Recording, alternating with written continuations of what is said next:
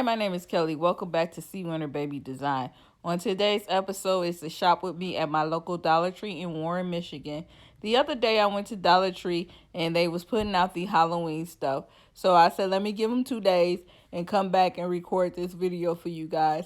I was looking for two items, the Thanksgiving rug and the Halloween rug, but they didn't have it out yet. So hopefully soon they will be putting it out at your local Dollar Tree. At the end of this video, I had took a couple pictures of the items that I like at Dollar Tree. Dollar Tree has a lot of cute Halloween decorations that's out now. Hopefully your local Dollar Tree has the same items that I am featuring on this video. And thank you for watching.